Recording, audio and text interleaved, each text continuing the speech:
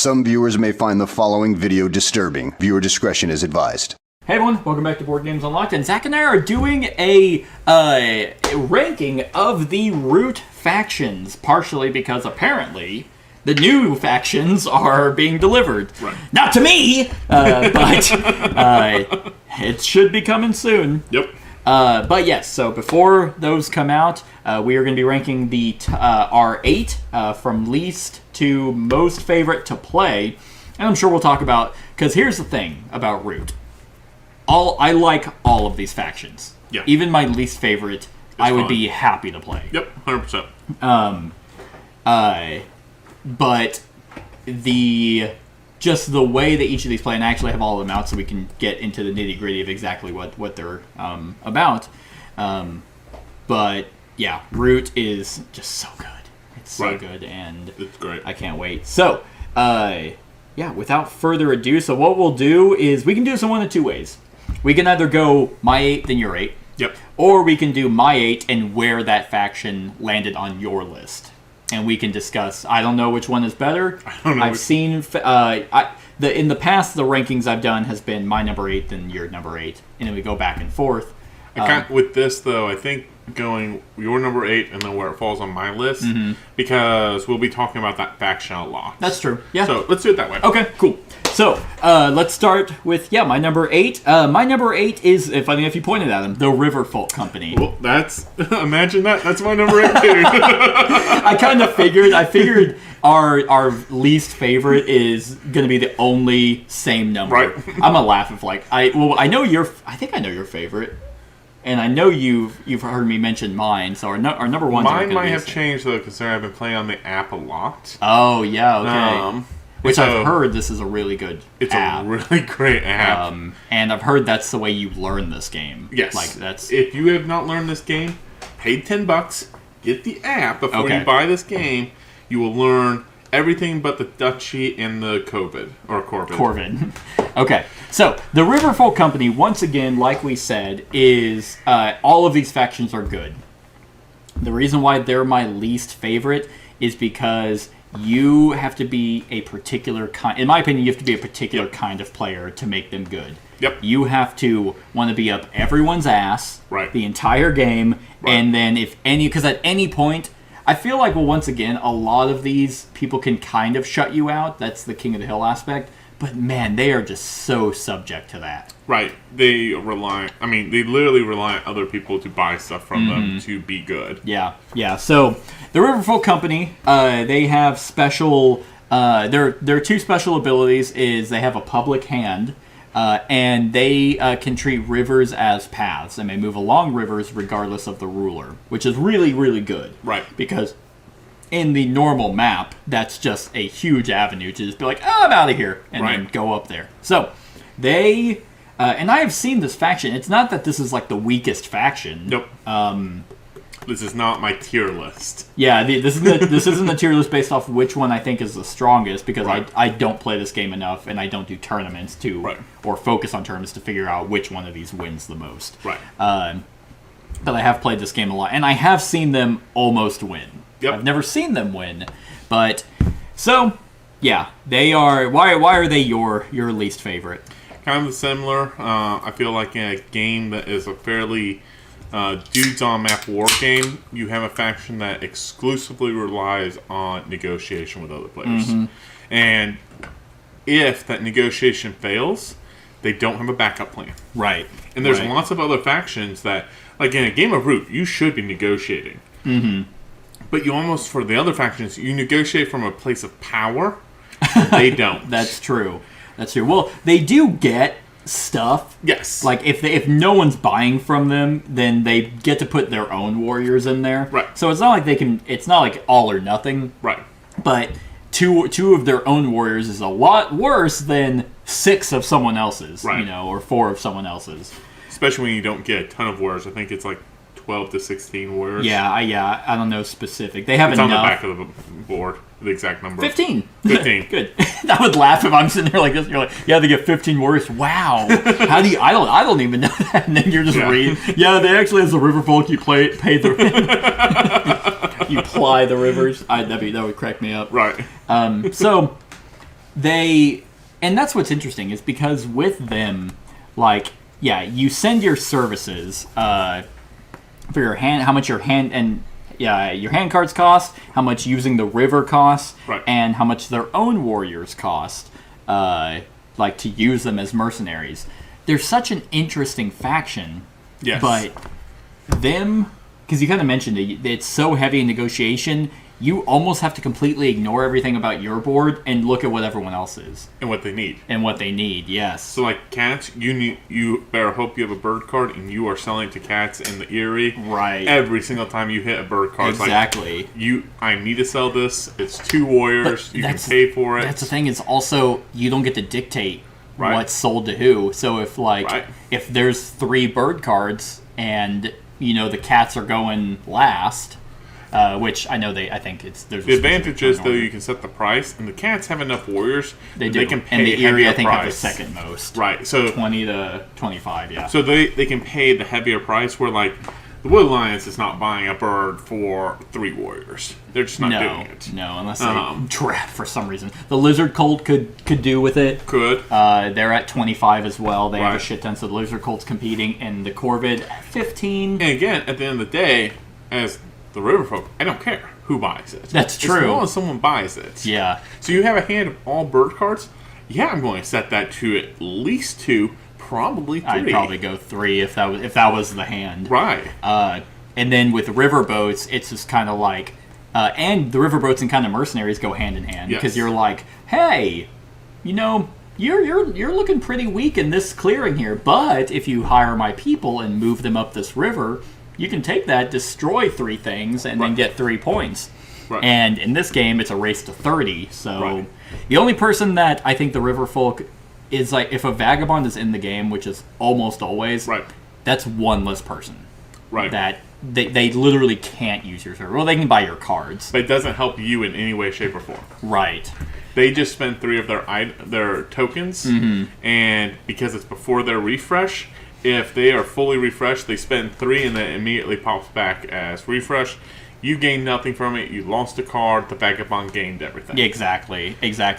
I think they would be a lot stronger if they had a little bit more swaying power, where it's like, oh, hey, the Lizard Cult wants to buy that bird. No. Right. And actually, let's say you set the price to 2, and it's like, you had a chance to be like, oh, the Lizard Cult wants it. It's 3 for you. Right. But they unfortunately don't have that. I just think they're a little bit too swingy. Yep. But man, if they're one of those that you reap what you sow, if you're the cats and you're just like pumping all your people, and then you're like, oh, you used them, or they hold your funds, and you're like, hey, can I have my guys back? And they're like, no. I mean, I'm thinking we use them as commitments. Right. So what's funny about them, once again, this is my least favorite, and we've only talked them up really. Yeah. Is they're one of those that they're your buddy until they're going to stab you in the back. So that's pretty much all I got. I had something else in my head, but I cannot think what it was. So that's my number 8, the riverfolk. Yeah. My number 7, this is definitely not your number 7, but we'll find out where it is, the vagabond. Yeah, that's definitely not. So where is the vagabond for you? The vagabond's number 1. It's your number 1? Yep. Yeah. So, to be fair, I have never played as the vagabond. Yep. I have seen him played in every game of this, and I obviously like him more than the Riverfolk Company, even though I haven't played him. But I think that he's just kind of weird. I think that either you're playing him as you're going to be a dick and you're just going to attack people from the woods, and then ping a point for every unit you kill. And it's not that he's untouchable. It's just that attacking him really doesn't reap a lot of rewards. You damage his goods, and then now he has to take time to repair them. Right. But it's like, well, I just really slowed you down. By turn, which in a game where most people win because they're 1 turn ahead, turns can be a big deal. I would agree. My actually thing is, I feel like most people don't attack vagabonds. I do. Right. The people who know this game fairly well know you have to attack a vagabond at some point. Oh, sorry, I'm interrupting you, but I remembered exactly why what I was going to say about them. The riverfolk, they should be higher, but I think they're a lot more swingy than the vagabond is. Yep. But another reason that I think the riverfolk is good and bad is because they have no say in who's buying it. If I'm paying into them, and like if I'm as the cats and I have a bunch of people and I just pay into them, I'm getting stuff for that. Like I'm getting cards, I'm getting mercenaries to help me fight. And if you're playing as the Underground Duchy or the Woodland Alliance, you can't necessarily reap those rewards. Right. And if no one buys from them except one other person because everyone else has so much going on, then it's like, well, thanks, man. Like it's really us two versus everyone else. Right. And the riverfolk needs that person to be like, yeah, it is. Right. I'm fucking you up right now. But a lot of the people especially that I play this game with, are a little bit more passive than they should be. So they don't really end up doing that cutthroat nature of like, thanks for all your people. Now I'm gonna, use all these. Right. But so that's a positive and a negative of them. But it just clicked. So back to the vagabond. We'll have Utah because they are your number one. Sure. So they're probably honestly to me the most unique because you are not playing alone, but you are kind of playing alone. Mm. You have one meeple versus, I think, the next smallest is 12. Is that the Woodland? I think it's the Woodland. 10. So even less, You gain a fair amount of points by making allies with someone, which means, again, you're boosting someone else. You're boosting an enemy. By giving them cards. Giving them cards. Yeah. So initially you have to give them 1, then 2, then 3. They have to be. They can just be any number of cards, right? No, it has to be the same faction. It has to be the same faction or bird in the clearing that you're in. Yes. You have to exhaust the item every time you give a card. So, for instance, like for the first one, you exhaust the item, hand them a card. To get to the second one, you have to do it in the same turn. You have to give them 2 cards and exhaust 2 items. Gotcha. Yep. And then to do it as an ally, in the same turn, you have to hand them 3 cards and exhaust 3 items, which means you're probably not doing something else. Yeah. But once you get to that point, that shoots you up 5 points. Right. But then each aid you do to that person. But if you ever fight them and hurt them in any way, they instantly become hostile to you. Yep. Which now requires you an extra boot to move into their spots, and then you have to be in there to attack them. Right. Unless you have a crossbow. But you get a point for each piece. So a lot of things to me, kind of why they're definitely better than the riverfolk is they do rely on other people to craft. It's easier for them to rely on you to craft than them to craft something. To gain more items. But at the same time, you're kind of playing your own game. It's just little do quests, go over here, give a little aid to this person, take that item. Kill, negotiate and be like, hey, I'll help you out. Oh, hey, look at that. There's 1 Corvid in that of your cats. Okay, yeah, I'll shoot him. Or I'll tell a lot of people, it's like, I have a bird card. If anybody has a tea kettle or a coin, hey, I'll give you a bird card for a tea kettle or a coin. Right. And what sucks the most about that, though, is that now you rely on people to build for you. Right. But you can still build, because as long as you have hammers, you can still build stuff. You do, yeah. But you need, where is it? Yeah, you just need 1 hammer to be like, okay, now I'm going to get this. Right. But you're very limited. Like, you are limited. A lot of people want to be like, because, you only get 1 card unless you get coins. You only can hold a certain number of items unless you get satchels. Right. And if I'm not mistaken, there's a limited number of items out on the board, right? Yes. Yeah, so you're never going to get all 3 coins and all 3 satchels. Or you could, but that means you're not getting something else. No, so I think the 3 satchels are doable because there are 2 satchels for everybody to craft, 1 in a ruin, and then most vagabonds start with 1. Yeah. That is a cool aspect of them, though, is the character card for them. But there's different types of vagabonds. So if you want to be a war vagabond, be a war vagabond. One of these times I played, not the last time, because last time I played was, I think you were in that game. Right. But one time I played, and the person picked the one that just torches an area. Yes. And I'm like, that's annoying. But it's only one time. It is one time. And the problem is the torch that they use, they lose. They lose, yeah. And a lot of quests require torches. So you're giving up a lot of potential points. But there's one of my favorite ones, the Ronin. You start with a crossbow, and basically you just go around. Not with the Ronin. Not the Ronin. You start with a sword. The Harrier starts with a crossbow. I like the crossbow because the Ranger also starts with a crossbow. I was thinking the Ranger. Okay. Yeah. There is a Ronin though. There is a Ronin. I'm trying to remember. There's one that looks like a badger with a sword. He's pretty cool. He has two swords. No, he helps people fight. The Arbiter? Yeah, the Arbiter. Yep. That's one where if you want to play more negotiation, you play as the Arbiter because and you get to pick which one you want. Right. And that's kind of cool. You get to pick what you like. Yeah. The and there's Ronin, a huge number. after rolling in battle, you may exhaust a sword to deal an extra hit. Yep. And then, your Ranger is the hideout. You can use a torch, repair 3 items, but then you end your daylight. Right. Arbiter, like you mentioned, before rolling in battle, the defender may enlist the Arbiter if he is in the battle's clearing. The Arbiter scores 1 point and adds undamaged swords to the defender's maximum rolled hits. Right. Yeah. So, depending on what group you're playing with, depending on how your style of play, you can play with a lot of different styles of Vagabond. That's true. That is true. You did say it's pretty garbage with 2 Vagabonds. Yeah, I hate 2 Vag. Only because, at least in the groups that I play, there's always someone who's a little more passive. Yeah. And if you're going to play competitive. It's like, well, first of all, it's a war game. Right. Well, but to be fair, I feel like most people don't target Vagabonds because the Vagabond doesn't look threatening until they're scoring 6 points around or more. Yeah, well, especially because you can't necessarily stop them from questing. Right. Unless you attack them, and it's like, oh, you need to spend those weapons to complete this quest. I've damaged you enough. Right. But I will say, every single one of these factions, because I've heard so many times this faction's broken, this faction's broken. Right. It's like, no, you let them run unchecked. Yeah. Like, every faction is busted if you leave them alone. Right. And there's no faction that I've come across, and I've played all these quite a bit, that I say, oh, that one's broken. There are ones I do say, these are more powerful potentially than other ones, or more consistently powerful. Probably more consistently, like, again, the riverfolk. The riverfolk could be freaking powerful if everybody's buying everything. Exactly. But if they're not going to be consistently powerful. Exactly.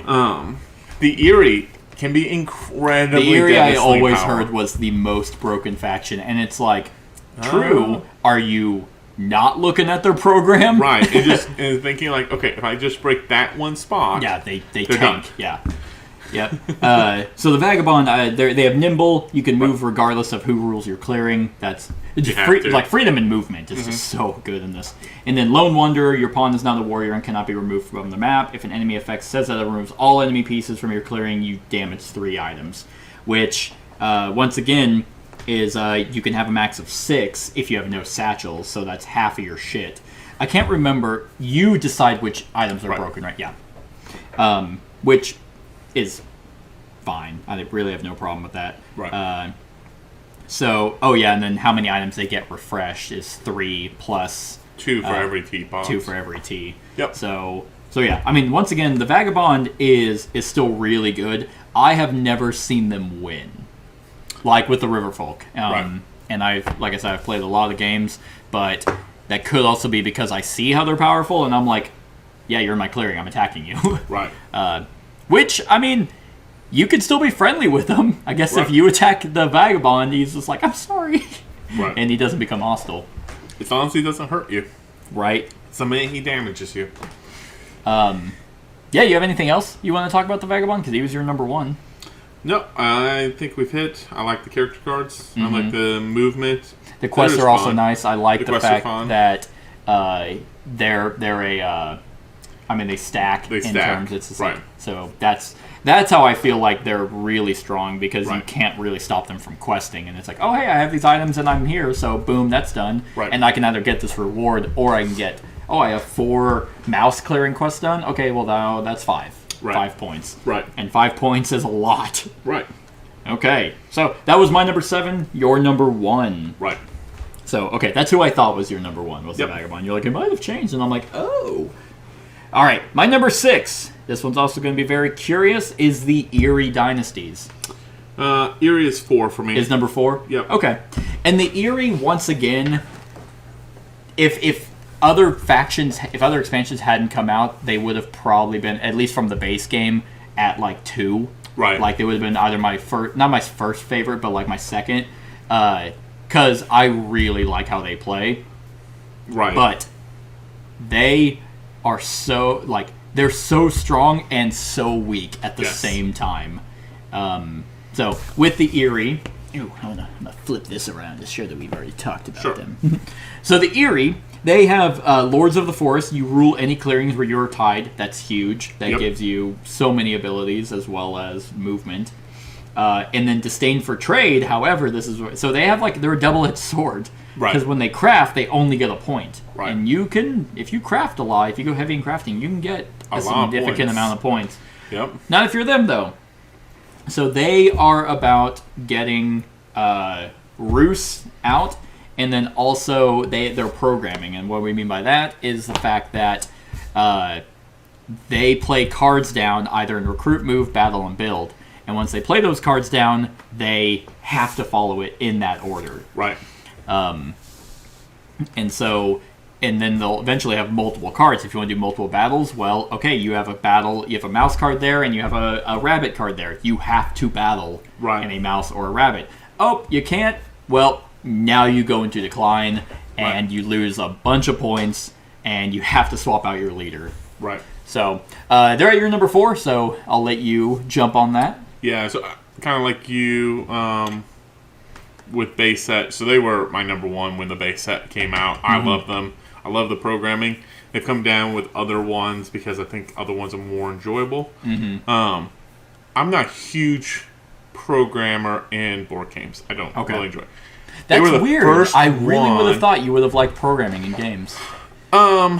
I always think I should, but then like I play Robo Rally and it's like okay, that game doesn't count. Okay. That is a programming game, but there's so much out of your control. Right. It sucks. But then like this, like they're just fun to program.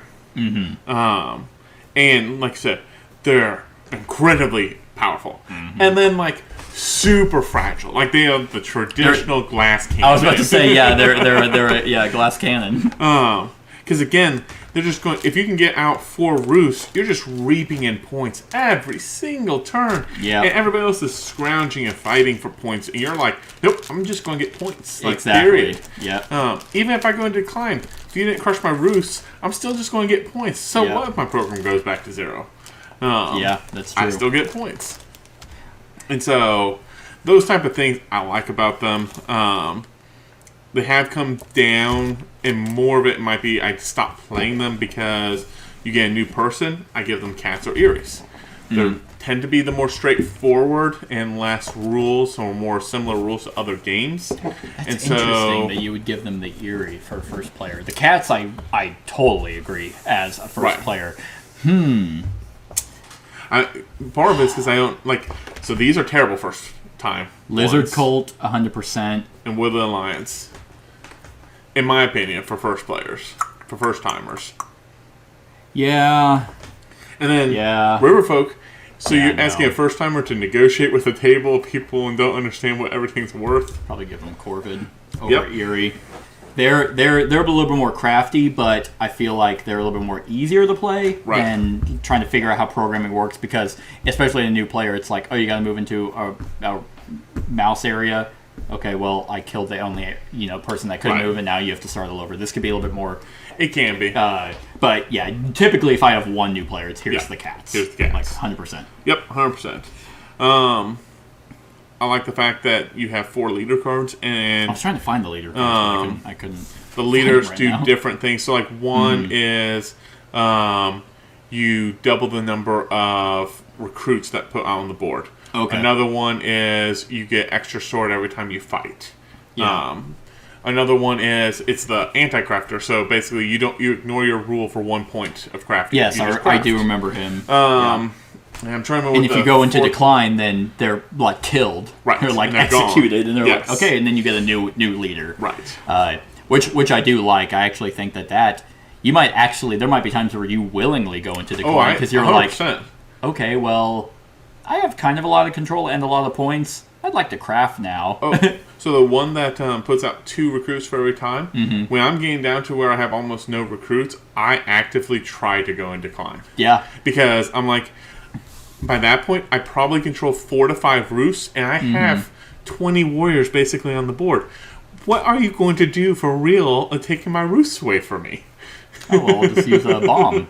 Right. And that's, once again, the great thing about this game is there's an answer for there's an answer for every build. But right. But you're right. And really, with Turmoil is, I guess in Decline is not what it's Turmoil. It's Turmoil. But you really only lose points because you can put wild cards, and you have 2 Vizier cards as well. So you're going to lose 2 points no matter what. Yes. Because those cards are put into a specific spot based off your leader. Right. But yeah, so if you're willingly using wilds, which is great because then you now have options. If you're like, oh crap, okay, they took away something from me. It's like, oh well, I have a wild in that spot, so I can use that and then use the second card in there. Right. But if people are paying attention, then they're like, okay, if you attack him here and then I attack him over here, he will go into decline. And they have 6 wilds in there, and that's 6 points, which, as we're talking about with the Vagabond and other characters, gaining 5 points is a lot. Losing 6 is also a lot. Right. At the same time,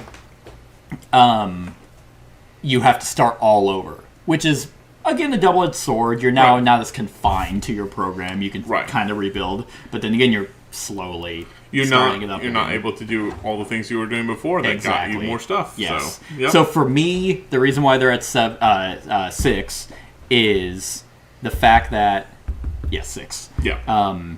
Is the fact that if anyone is paying any attention at all, they can. And if you're doing well, which they should fingers crossed. Well, I've also never lost a game of Root. It's like, for me, it's like, I don't want to risk it. Right. I have a win streak. And anyone who's just like, okay, I think oh, look at that. He's going to lose 10 points. Right. Okay, well, I quit. No. They're still really good, but, man, there's just some... They're glass cannon. They are. 100%. They are. All right.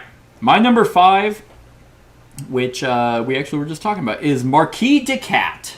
All right, they're my 7. Oh, so they're lower. Okay. Yep. Marquis de Cat, for me, so they're down for you. Is it because they're so basic? They're boring. Okay. To me. I definitely see that. The reason why I actually like them higher is because they're always involved. Mm-hmm. Like, especially they're public enemy number 1, because it's like, I control every location. Yeah. And...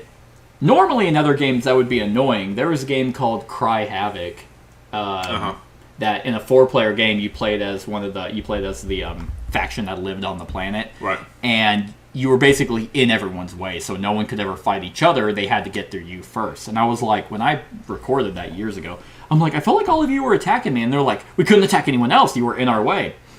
Root doesn't have that problem because you can get past and to go to target other people, but they're kind of that. Right. It's like, well, you're in my clearing. You're in adjacent clearings. Right. Like, if we don't attack you, you're just going to get to do a lot more. And they're powerful. I mean, they have lots of warriors. Mm-hmm. Which then allows them to craft a lot more, control more areas, deal with the riverfolk. Their buildings are not a lot of points, but even if you destroy them, they just kind of keep coming back. They just go back. It's like, oh, 1 wood. Thank you for the next point. Yep. Yeah. Yeah, it's like I've never gotten them to a point where I have every single sawmill out, so I'm not generating or I'm not gaining 5, 9, 10, 15 points. So you just overwork and you do other things, and so I think they're one of the more fluid of the factions, which is why I like them. Like and I think that's a good balance because since you are targeted by everyone for a majority of the game before you have like your own corner by the end of it, you're just like. Yeah, all right, destroy my stuff. You got a point. Okay, well, I have all this wood left, and I'm just going to quickly build it all back. Right. And the fact, well, they have 2 things. I think every faction has 2. No, some factions have 3. Lizards, and the Corvid. So they have the keep. Only you can place pieces in a clearing with the keep token, which is always in a corner. Right. And then this is one I really like, field hospitals. Whenever any marquee warriors are removed, you may spend a card matching their clearing to place those warriors in a clearing with the keep token. Right. And that's just extremely nice because you almost always have cards right. with them.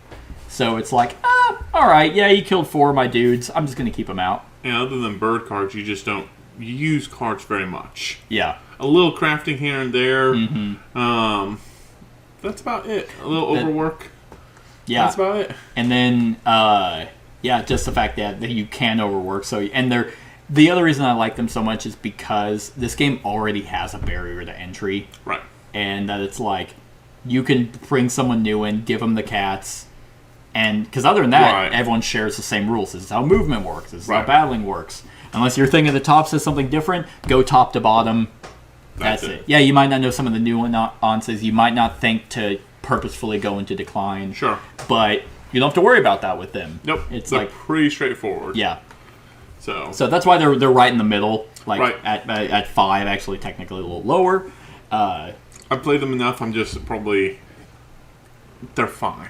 They're a great faction. Like they are definitely. If this was a tier list, they wouldn't be close to the bottom. Right. But do I enjoy playing them? Not so much. Yeah. No, I totally agree there. Yeah. I mean, I really don't have a whole lot more to say about them, just because they are so straightforward. Right.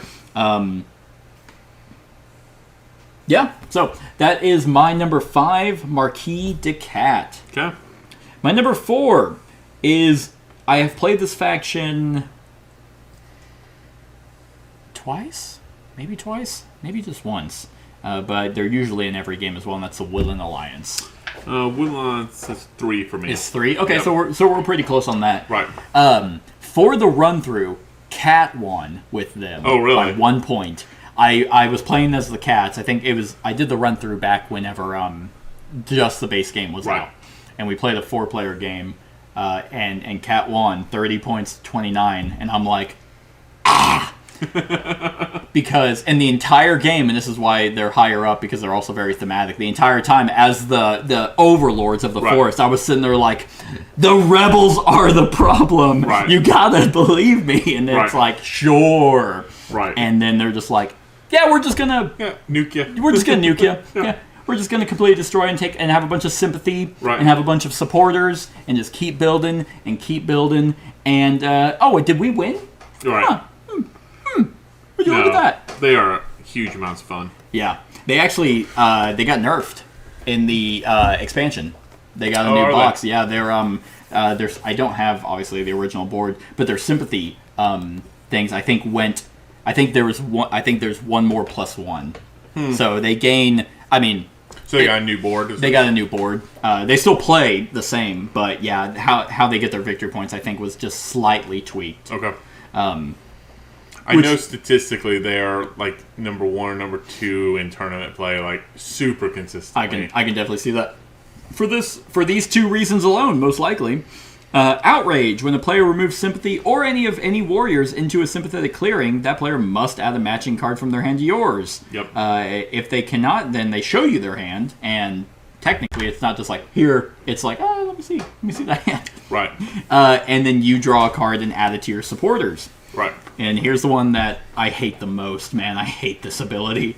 In battle as defender, you get the highest roll. Right. You never initiate combat with them because you don't need to. Right. You can just, what was it called? Revolt. Right. That's what it is. Spend 2 supporters matching a sympathetic clearing. Remove all enemy pieces there, meaning you're getting victory points as well. Now, the caveat to that is you get 3 times, and it's in each of the 3 clearing types. So if you've revolted in the fox, there's if you're playing cats, I don't have to worry about the fox clearance anymore. Right. I can pump up my fox clearance to be, a recruitment center with double recruitment, and I don't have to worry about the Woodland Alliance. Yeah, because that's how you get your bases out. Right. And warriors equal to the number of matching sympathetic clearings. So, right. I mean, here's the thing: the Woodland Alliance. The more we're talking about them, the more I would agree with you. I wouldn't give them because in a war game where you have a bunch of pieces on the board, they almost never have pieces on the board. Right. It's just a token. Yep. And you're like, are they there? And they can. What they say? There's 10. They have 10 total warriors. Yeah, they're very rarely on the map. And you have maybe 4 warriors on the map because you're going to put some of those to officers to do actions with those warriors anyway. And so... Mr. Is there a way to remove officers? No. I didn't think so. Yeah. Well, there is. If you Oh, you blow up organize. your bases. No, yeah. sorry, no, that's something else. If you blow up your base, if somebody blows up your bases, you have to remove X number of Yep, you remove half. officers. That's right. Yeah. That's right. But that's the only way. That is the only way, and most likely you're defending it. But you do remove. I can't remember. Did the bases come back? Yeah. If you destroy it, they do. Yeah. Yep. Okay, that's what I thought. I think there's almost. I don't think there's anything that's ever permanently removed. The Underground Duchy. Yep. which I was we'll like, talk there's to. someone. Yeah. Yeah, but then in their evening, because they're also the weirdest in terms of Right. their turn. Because almost Corvid's everyone, a little bit weird too. but- Corvid is a little bit weird, but mainly, at least in their daylight, they move and they battle. They do all that in the evening step. Yes. Because again, they're the rebellion. They do everything under the cover of shadows. Right. And I mean, really, that guerrilla war, like So- it's like, because the reason why I almost thought, yeah, you could probably give them to a new player because they theoretically don't have to compete a whole lot. Right. But they have to understand how sympathy tokens work. in your strategies with sympathy tokens, like, Mm-hmm. because I think we played a new player, and like I set out the eyrie and the Marquise, and I set up like other factions because I wanted to pre-play it, kind of set it up. Mm-hmm. And someone was like, yeah, a new player was like, I really want to play the Woodland Alliance. Like, okay, you Alright. can play it, and he spread everything on the outside edge, and I'm like. But nobody really walks across the outside edge. And Not really, It took no. him half the game to kind of realize, like, oh, that's why you told me I should probably do it in the middle. Like, yeah, I mean, Right. it's nothing bad. Like, it's just, again, you learn through a single gameplay. Like, you play once with the Woodland Alliance, like, you learn a lot about how they play. That would be very interesting to actually try that strategy. If you hold the edge and then you actually use your warriors to go into the middle of the fight. Right. I don't know if it would work. Because, yeah, I don't a know. lot of people are converging in the middle, and you want to just... Because what's also great about them is the fact that you just place one token, no one wants to move into that clearing. Right. Because even though there are some factions that use cards more than others, cards are still precious. Right. So if you're giving them to them, which then is like, I moved in there, okay, fuck it. I was going to use this fox.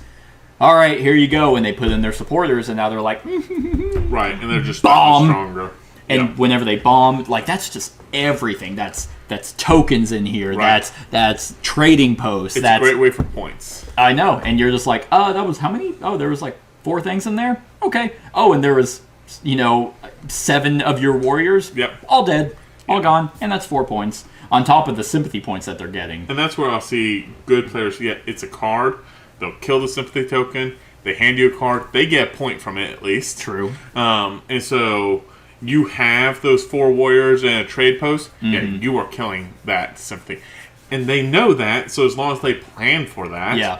they're like, okay, so I get a card, and now I place it again for another point. Yep. And it's kind of this back and forth of points and not points, and forcing them to spend actions, and it starts to become valuable. Right.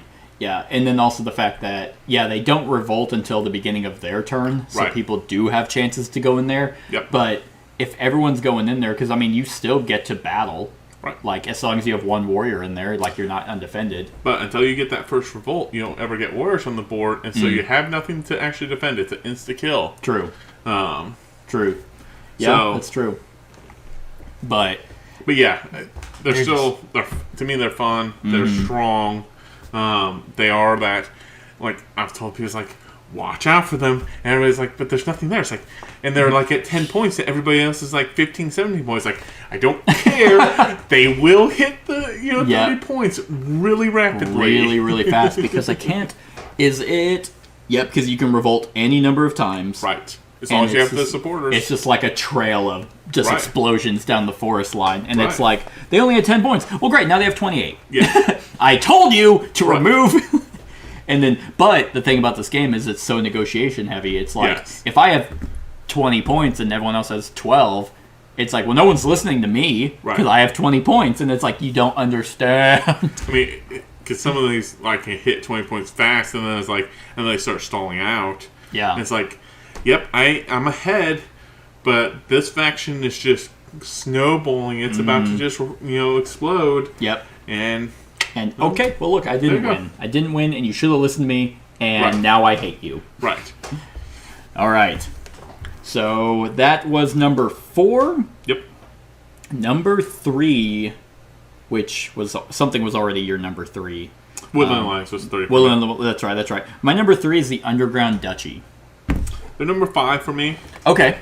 I have actually played them quite a bit. I think I played them last time we played. I think I played them twice. Okay. They are difficult. Yes. What's their difficulty rating? Moderate. That's a lie. That's a lie. It's a huge lie. I feel like these guys are pretty difficult because but here's the thing. They're kind of a little bit of everyone. Like, they can jump out of nowhere like the Woodland Alliance. Right. They can snowball effect like the Eyrie.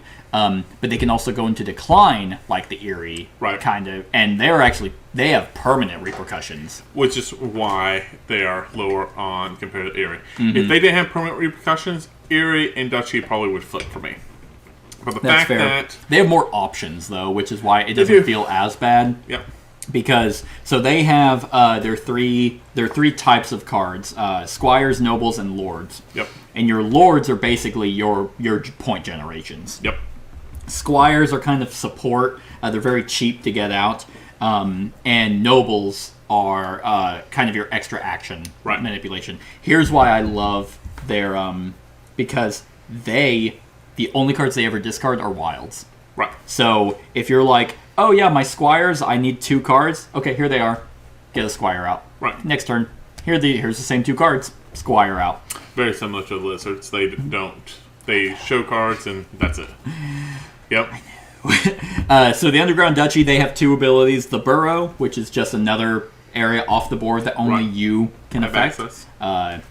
And so they always rule it and they can always enter it. And then Price of Failure, yes, this is their negative. When any number of duchy buildings are removed, return your swayed minister of highest rank to your unswayed minister's pile. Remove its crown from the game. So technically the card isn't removed, you just have less options to get them back out. Right.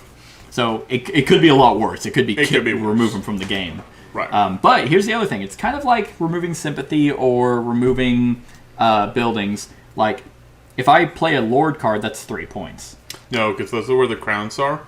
So you remove that crown, you get the points. You get the 3 points. Yeah. But you'll never get that point. You never get the crown back, but you still have 3 options. You have 3 options to get the 3 points. To get the 3 points. Yeah. And then you could be like, well, this is my build, so I'm going to bring that Lord back out to try and really get more points. Target me again. Okay, at least I still got 3 points from him. I'm going to try one more time. All right, you killed him. Now I can't bring any nobles out, but at least you'll get 9 points instead of nothing. Which is almost a third of the points that you need, so it's at least that. Exactly.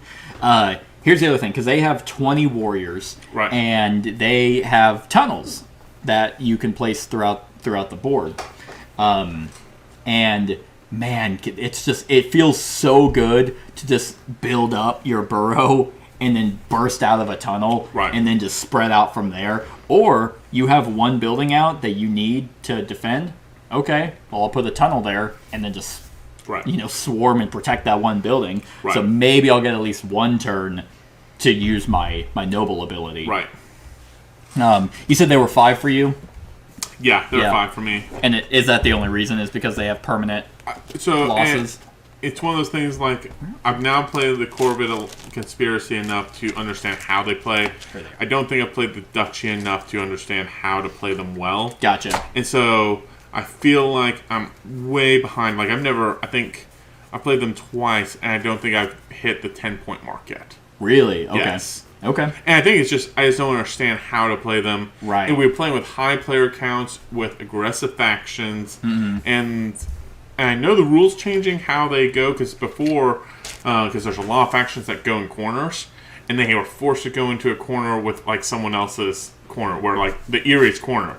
Yeah. And I was like, so what you're saying is I get, like, 3 warriors to begin with in my most critical spots, and I'm in the fortification of the Eyrie? Yeah, so 2 warriors and 1 tunnel in the corner clearing opposite the keep. If Marquise is not playing, place those warriors in a corner clearing of your choice. But most games I play, the cats are in it. The Eyrie say the same thing. So right now, the official rule is they both go in the same clearing. In the same clearing. The new ruling is going to be that you will go to one of the other. One of the other ones. That makes the most sense. Yeah, and to be fair, yeah, everyone usually gets like 3 actions or depending on a certain number of actions for various different types of conditions you meet. They have 2. Right. And that is very hard to make efficient immediately. So then, but that's why squires, and that's why they have their hand management. Because squires, you can take a move. Right. You can, as your other squire, you can initiate a battle. So it's like, well, I can move. Right. And then I can initiate a battle, and then, I can use my squire to initiate another battle. And once they in the Corvid become on the app and I have time to play around with them and learn that faction, they'll probably jump up. Because I do see, because a lot of people are like, oh, they're pretty good. They are, and I'm like, well, I just don't understand them. It's not clicking in my brain.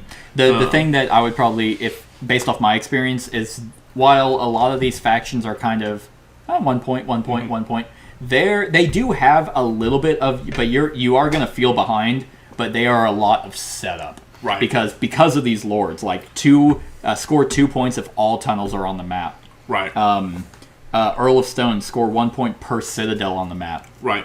If you just have these out and you have, they have 20 people, 3 citadels, you have 5 warriors in there. Right. It's like, there's definitely ways to nuke that entire area, but... Right. Oh, and then you score, when do you score? I can't remember.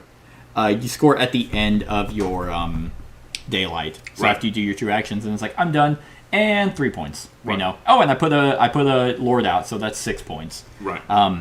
Last time I played them, it's a lot of setup and a lot of build-up, but man, it's rewarding. At least it is for me. Right, and so I want to play them, and again, I don't play Root enough that's not on the app. I think they would be enjoyable to play. Yeah. And I do want to play them more. They're one of the factions, like, I finally figured out Corvid. I think I played 3 games in a row with Corvid. It took me 3 games to and I lost by 1 point. Yeah. And it was against Woodland Alliance. And Go figure. And literally, as Corvid, not winning, hit kind of the springboard, and then everyone's like, well, we can't believe you. You're at 1 point away. It's like, I understand.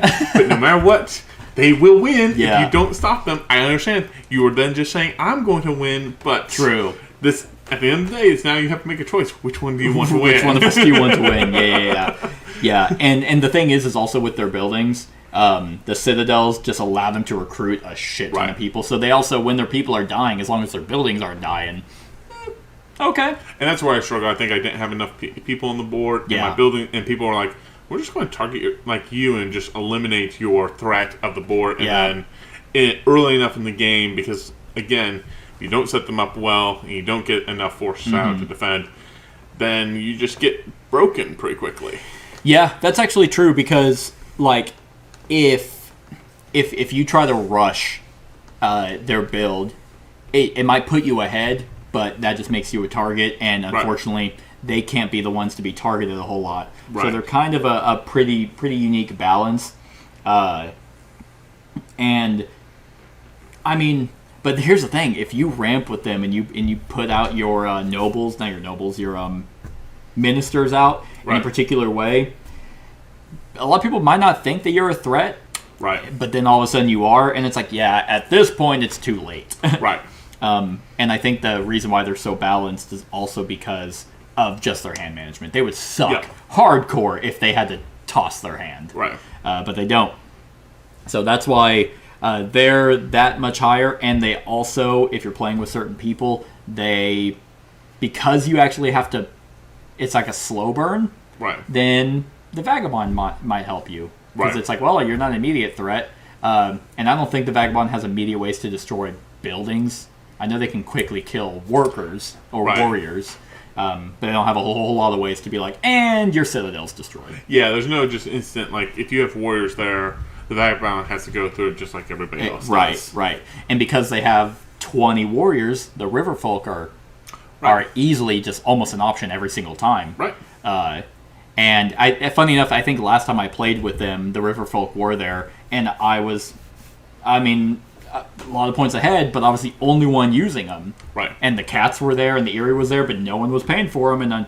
But it did come to a point where he wasn't spending my warrior, so I'm like, all right, and then my building started getting destroyed, but it was kind of a little too late. Right.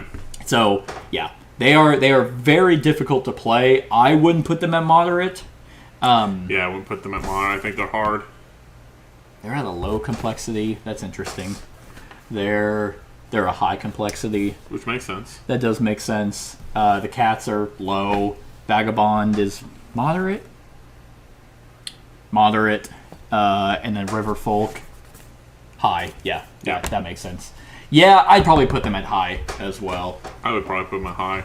All right, my number 2, which might be your number 2.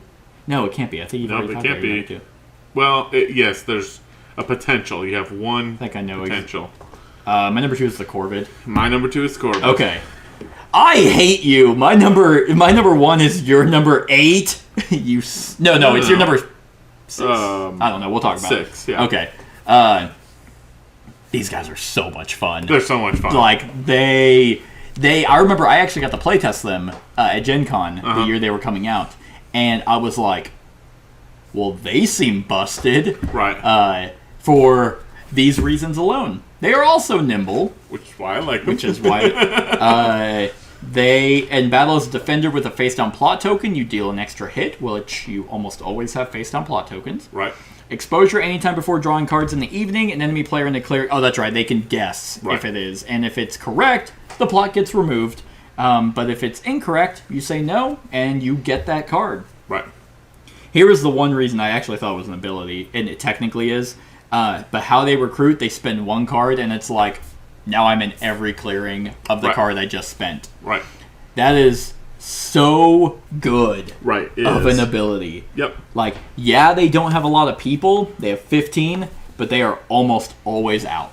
Yes. Like, it's... not in large numbers. Nope. They're spread everywhere. Nope. But and they don't need to be, because they pop down and they're like, all right, here's a plot, here's a plot, here's a plot, and everyone now has to play a guessing game of...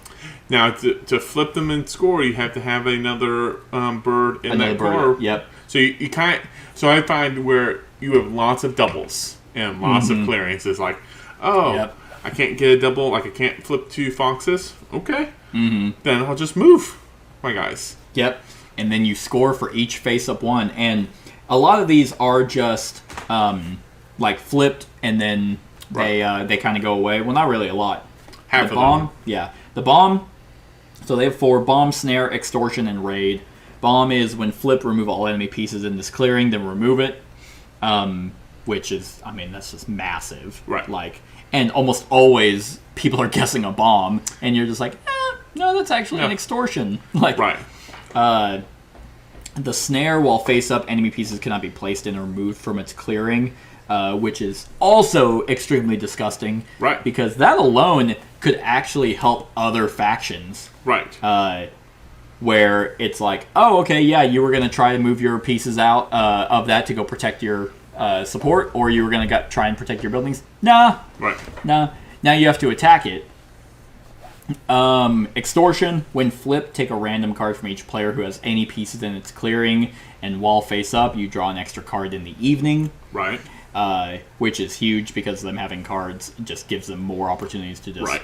To destroy everything. Yep, to just run on in. And then raid is, when removed, place 1 warrior in each adjacent clearing. So, which is your favorite token, then? Which is my favorite? Yeah. I don't know. They're all so helpful in any given situation.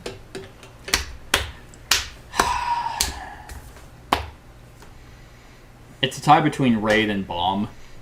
For me, it's raid, and mostly it's because everybody underestimate raid. No, and definitely, but it has to be removed. Which, technically, I mean, can you attack your own tokens? No. I didn't think so. But you can flip a token. So...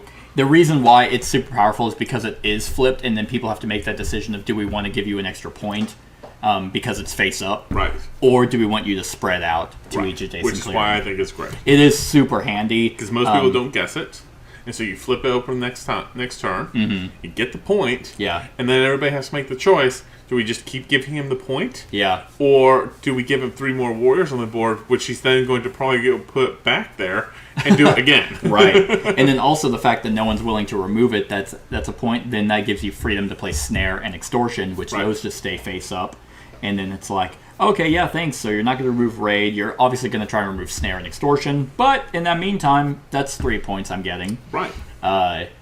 But usually for me, I don't like giving anyone anything, but I definitely don't like giving people points. So I'll bite the bullet with Raid. Right. Because there's not a whole lot of places on the map that spreading to is going to be like the best areas.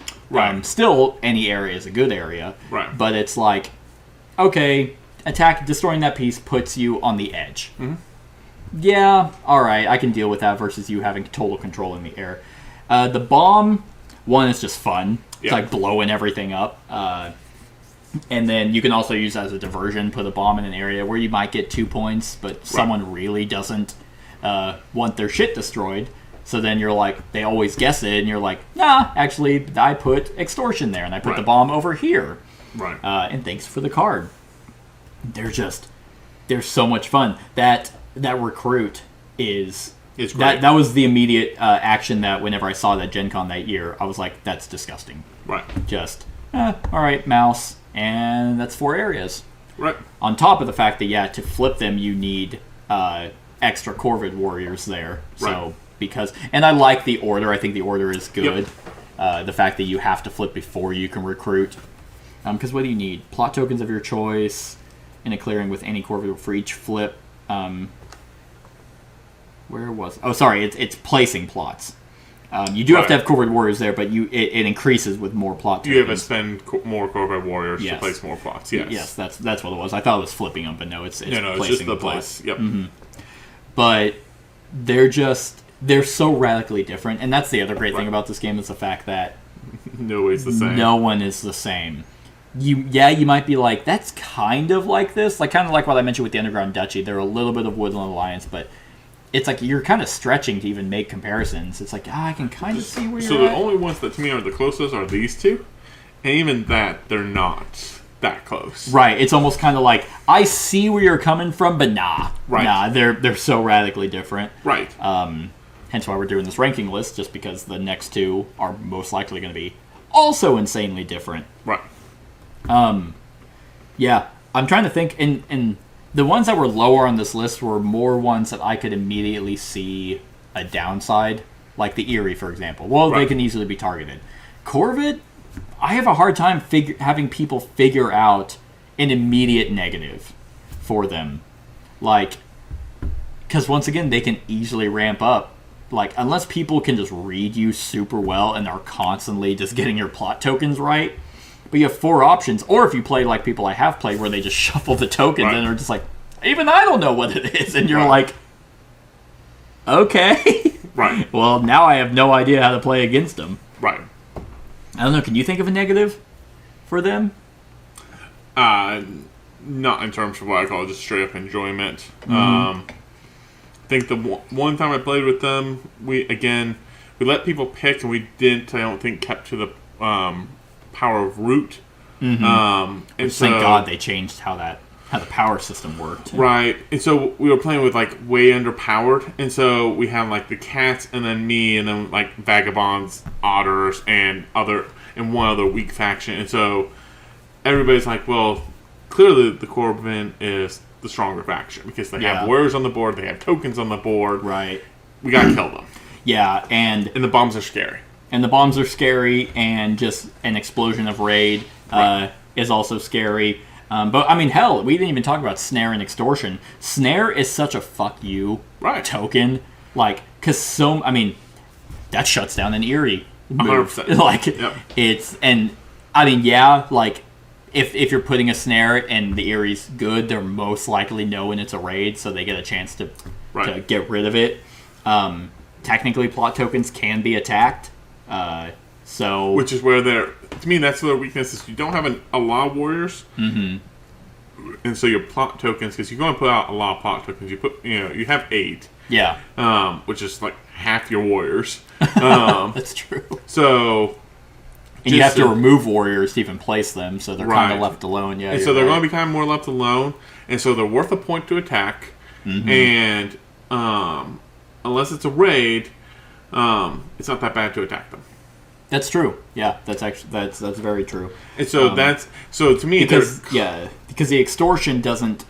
Yeah, it's just whenever you willingly flip it. It's not whenever it's removed. The raid is the only one that's removed. And so for me, like what I figured out is, like the first couple of games, I was way aggressive at putting plot tokens everywhere. Well, then everybody just attacked them because they were undefended, and so they're worth a point. Yeah. So it's more like you do a little defensive here, you do a raid first or extortion, so you get extra card draw, and then you might put a snare or a bomb in spots where like a bomb's not really useful there, but it probably will be one day. True. Yeah. Yeah. Or if you're going for, like, because you can have a bomb, because these also don't take up those spots in areas, which is really good. So you put a bomb, which most people aren't going to horn in on now. So you're like, great, okay, now I'm going to put an extortion there. And then so you can double up. And then, so you always have that bomb kind of there, so if people are coming in, they have to take a guess on which one they're attacking, theoretically. And it's like, okay, well, oh yeah, you got rid of my extortion. Isn't that a shame? And then you flip your bomb on your next turn and blow up all their stuff. Yeah. What did I say their complexity was? Medium? They're low. Oh, low? They're low complexity. I mean, they're pretty straightforward. It's pretty much just follow the list. And their setup is like... easy. Yeah, it's one rule. Right.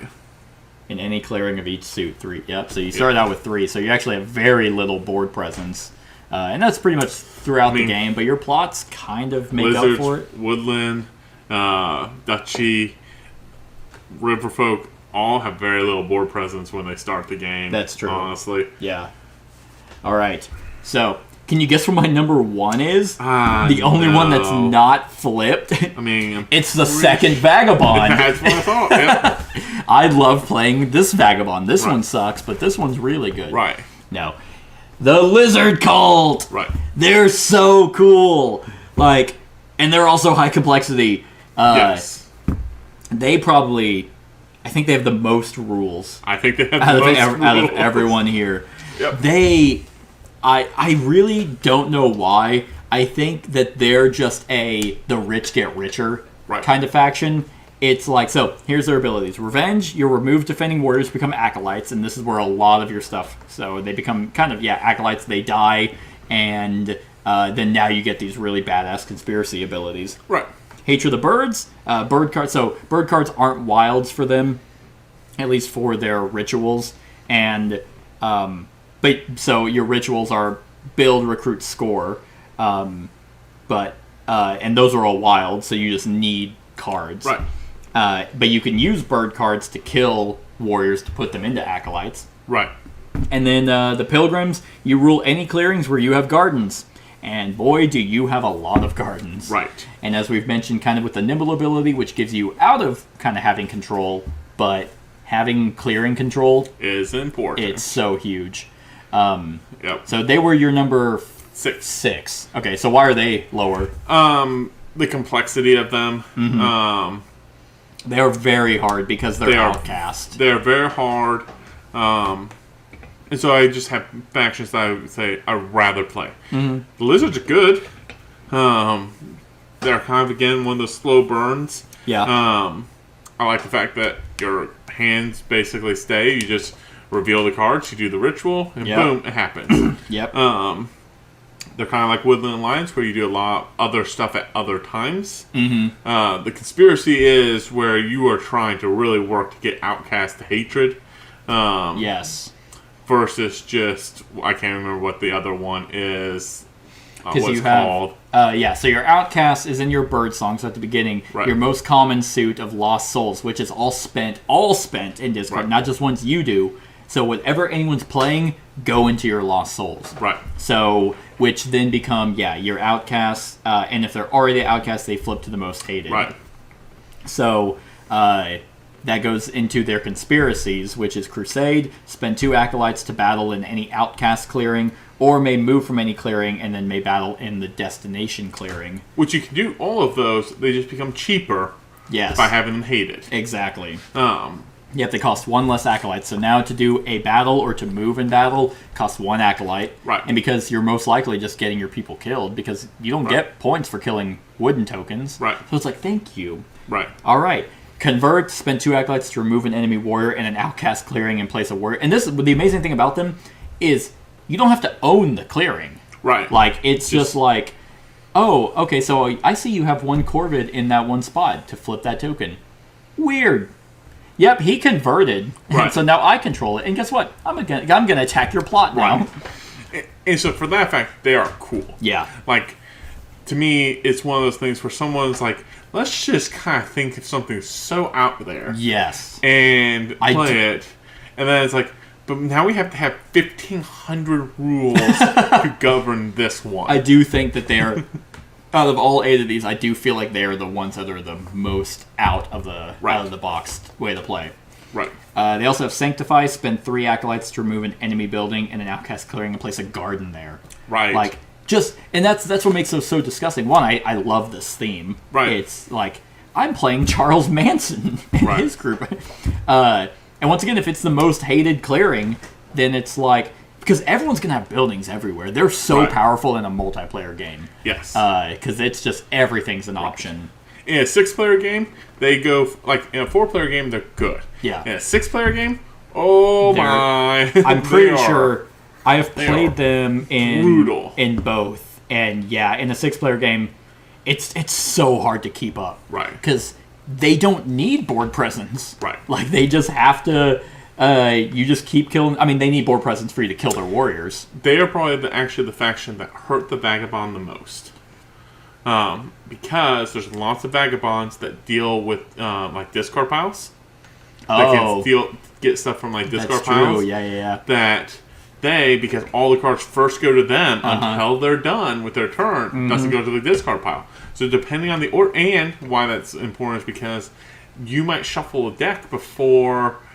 certain cards get put back in because people need a draw. That's true.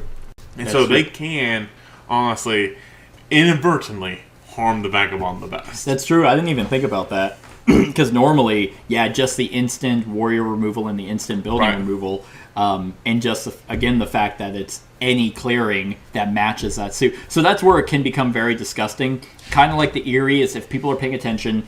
Technically, you can't look at it, but they can't as cards to play. They could, yes, and so theoretically, they can't look at your lost souls, but people could try to sway it, but that takes everyone to work together to discard certain cards, which might not even be in their best interest. Right. To just to modify where you're at, and then you're like, okay, well, I can still build. I can still recruit. And you can still do all of the conspiracies. Mm-hmm.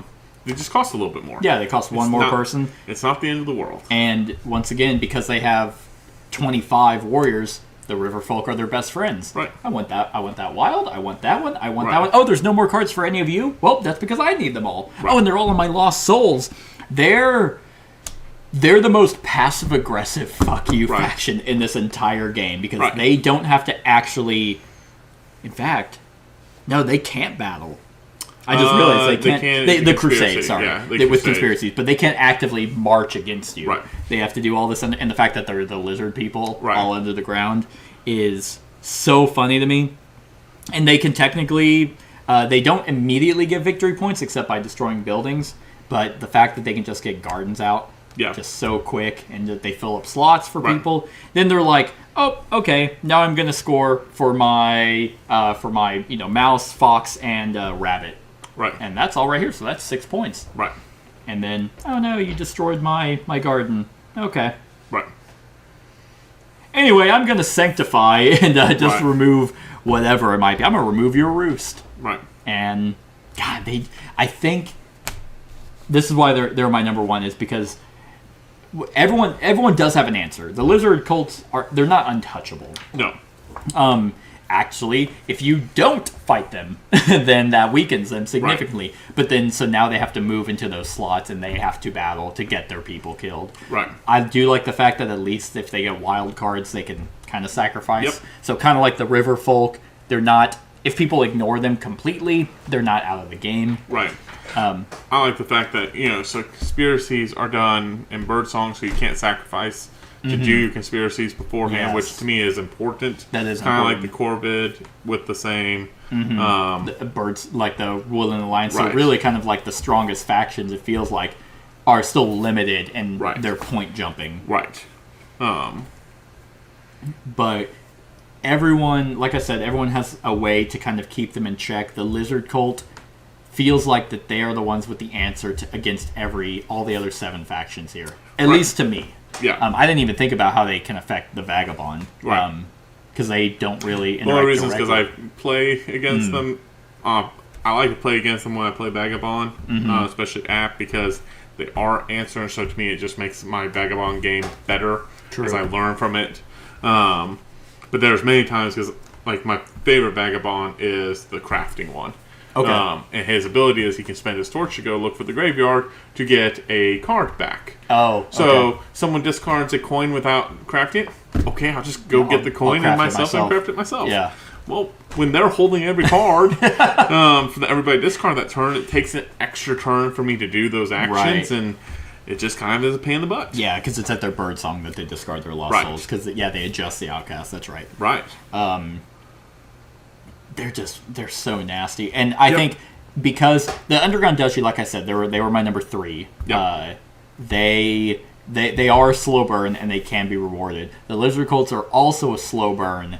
Yep. But I feel like they don't ramp up. They don't all of a sudden have a bunch of points like the Duchy do. There's constantly. They're always involved, and because it's like, once again, I have freedom. This board is mine. Like it doesn't matter. Kind of like the Vagabond. It doesn't matter who, or not the Vagabond, the Riverfolk. It doesn't matter who's paying for it. It doesn't matter whose building I'm removing. I'm just removing a building and placing a garden there. Right.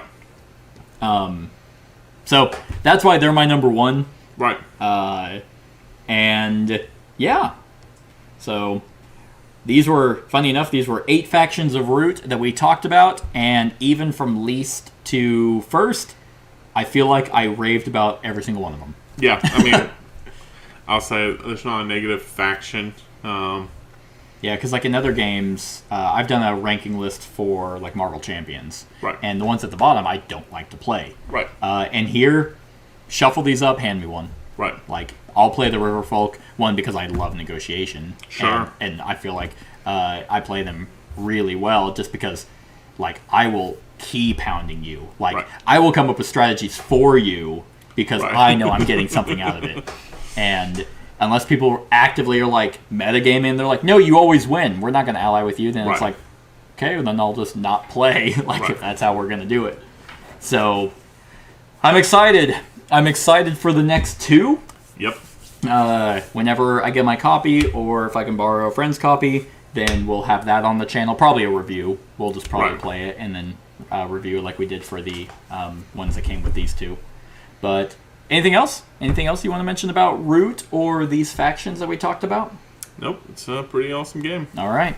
So that's our ranking for Root, the Root factions. Let us know what your favorite factions are and what you think of these in the comments below. Other than that, like, comment, share, and subscribe, and have a wonderful whatever time of day it is for you. Hey everyone, thank you for watching, and I really hope that you enjoyed the video. If you would like to see more of my content, go ahead and click that subscribe button and the bell to be notified whenever I upload any new content. If you feel like supporting the channel, you can go ahead and click that Patreon link to be taken to my Patreon, and any help is truly appreciated. Other than that, stick around for any other run-throughs or reviews or cool top 10s or whatever I feel like putting on. Other than that, like, comment, share, and subscribe, and have a wonderful whatever time of day it is for you.